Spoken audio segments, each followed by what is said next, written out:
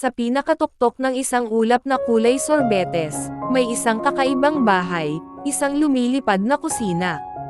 Ang may-ari nito ay si Lola Mami, isang matandang chef na kilalang kilala sa buong mundo at kalawakan.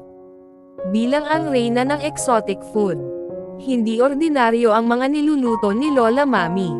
Hindi lang ito adobo, sinigang, o tinola, bagkus, siya ang tanging kusinira na kayang magluto ng lechong hipog dragon, adobong talangka na marunong sumayaw, sinampalukang itik na may gintong buto, at ang pinakasikat sa lahat, halo-halo na may moon crystals at starberries. Pero sa kabila ng kanyang talento, may isang problema si Lola Mami, wala siyang makuhang apprentice. Lahat ng kanyang mga tauhan dati ay tumakbo, natakot, o nadulas sa mantikang gumagalaw mag-isa. Isang araw, kumatok sa pintuan ng lumilipad na kusina si Bibi, isang batang mahilig magluto kahit medyo magulo sa kusina. Laging may mantika sa noo at ketchup sa tenga si Bibi, pero siya'y matapang, masayahin, at sobrang curious. "Pwede po ba akong matuto sa inyo, Lola Mami?" tanong ni Bibi, habang kinakain ang kanyang homemade na ensaymadang may hotdog.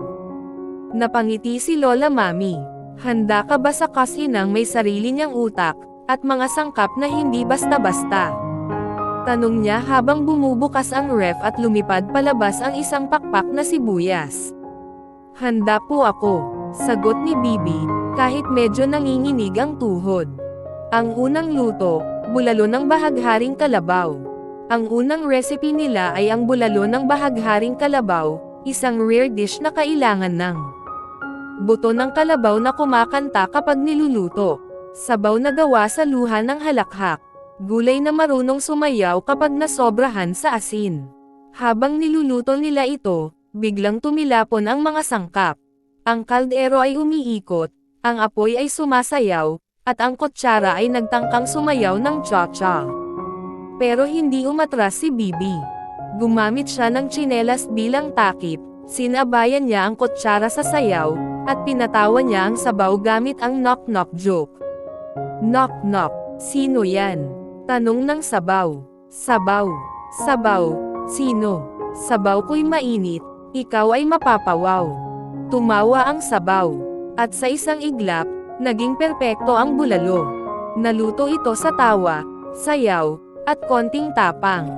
Pagkatapos ng lahat, araw-araw mula noon, natututo si Bibi ng bagong exotic dish. Laing na may kakaibang ube tentacles, pinyat bituin na pritong mayon volcano flakes, at kahit spaghetti na may sauce ng langit, gawa sa condensed happiness.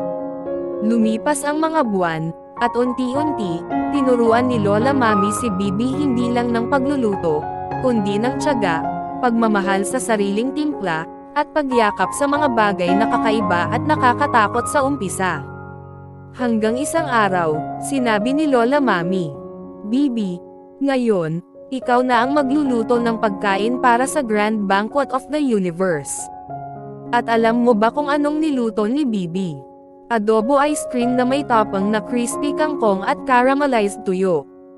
At ang lahat ay nagulat, pero nang matikman nila ito, napaluha sa sarap. Moral ng kwento, sa kusina, at sa buhay, hindi mo kailangan ng perpektong sangkap, ang kailangan mo ay puso, tapang, at kaunting sense of humor.